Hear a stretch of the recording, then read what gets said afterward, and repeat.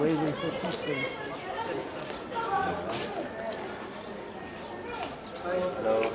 What exactly means to be a refugee? A refugee is basically someone who has been forcibly displaced. In the Palestinian case, we have internally displaced persons who are Palestinians who have been internally displaced. The reason for producing Palestinian refugees or creating Palestinian refugees did not stop. So Israel was created in 1948, which at the same time is the Nakba for the Palestinian population, the Nakba meaning the catastrophe, where 750,000 Palestinians became refugees. Each one of them has a life, and each life was destroyed in 1948. So whole families were torn apart in 1948, which were 85% of the population living in that area. And since 1948 till 2014, Israel did not simply let go. There was never a time where Israel said, okay, now we have colonized this amount of people, land, and we have displaced this amount of land, it's enough.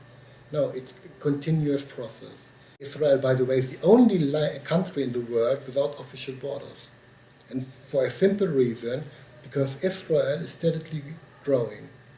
It's colonizing more and more land, thereby displacing more and more Palestinians. They live in a camp, being constantly reminded of what they have lost, what their parents have lost and their grandparents have lost. In addition to that, they are living in that camp not only with a constant reminder of what they have lost, also with a constant aggression from Israel towards them.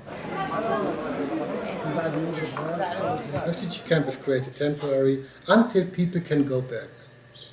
Now the problem here, why can't people go back?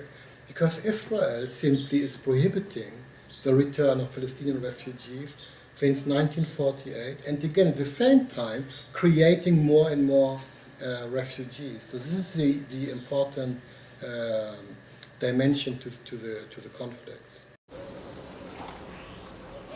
The people who live in this camp, they come from 27 different villages after 1948. So each one who live in this camp, he have original home. So as we said, usual, this land or this camp is not our home. We are guests in this camp until we get our rights and back to our home. The occupation plays a vital role in continuously basically marginalizing Palestinian communities and limiting their access to any kind of rights and freedoms. So when we take the Aida Camp as an example, you can see how the Israeli Apartheid Wall is built through the camp. So it has cut the camp of some of the land which was left for camp inhabitants, which anyway was very small, but now they're completely cut off this open space. Then you have the watchtowers of the Israeli army basically looking at the camp, so in order to look out the camp inhabitants, looking out in a negative way, of course. Then you have raids of the Israeli army, regular raids in the last couple of months. You can even say that each night the Israeli army entered the camp for various reasons, but all in all, a complete atmosphere of fear was created among the refugees living in that camp, which of course has an effect on all Palestinians, but I would say from a psychological aspect, in particular on children. So if you are a Palestinian child living in such a situation, basically you are raised within an atmosphere of fear. The utmost majority of arrested Palestinian children, the arrest took place at night time, between, if I'm not mistaken, between 1 and 4 a.m. So why does the Israeli army choose this time? Because this will have the most horrible effect on children. So if the Israeli army would want to arrest a child, they could come at any time. They could come at daytime, ring the bell, and arrest the child. But they have to come at night time, so they break into the house. So also all the effects around an arrest are very brutal in order to get the most radical impact on the children, but of course also on the parents, if the child will be arrested. children living in areas where the Israeli army has concentrated its operations sleep very badly at night because the child is connecting night time with arresting. So they don't want to sleep because they are afraid. If I go to sleep at night, I might wake up with Israeli soldiers arresting me. So here we can see the psychological effect, not only on the children who actually have been arrested, but on the whole community who lives in this atmosphere of fear because a neighbor child has been arrested. All other children now are living under fear of being arrested for whatever reason. Over 90% of children have been arrested for allegedly throwing a stone at a military vehicle or soldier.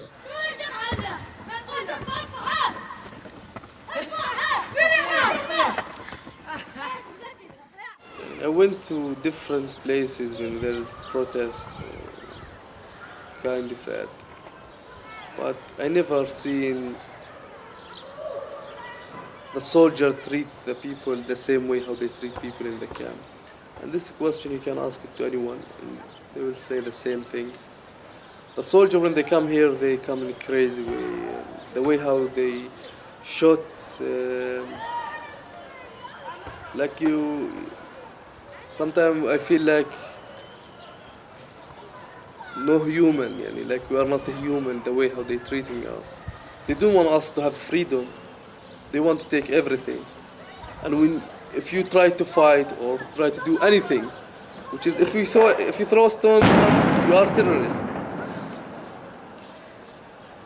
If you trying to break this wall because you want to have the freedom, also you are terrorist.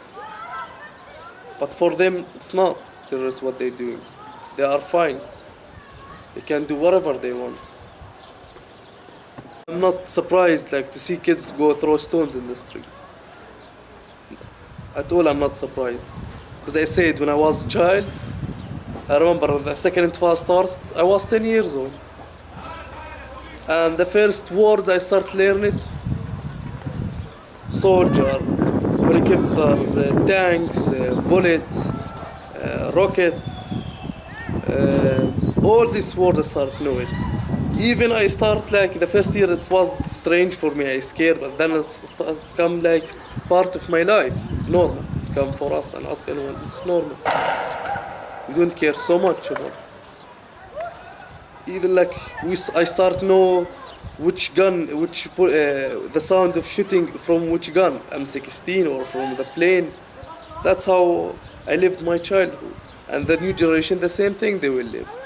If they saw this soldier attack the people and kill people and shoot people, what they want them to be? To go say hi to the soldier?